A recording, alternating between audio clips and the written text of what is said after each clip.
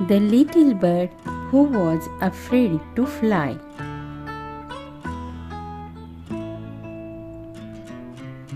Once there was a little bird named Lily.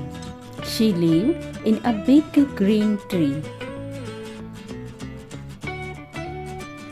Lily had small and soft wings.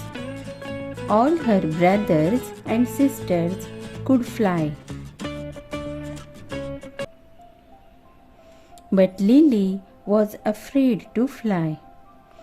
She thought she would fall down. Every day she watched other birds. They were flying happily in the sky. One day her mother spoke to her. Her mother said, "You can do it."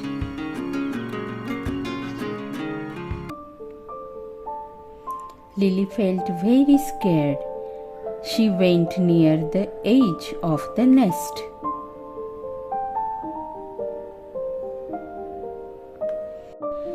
Her heart was beating fast.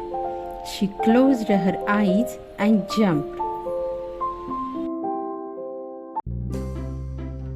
At first, she started to fall.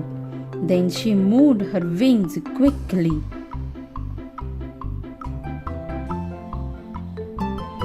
She began to fly in the air. Lily felt very happy and proud.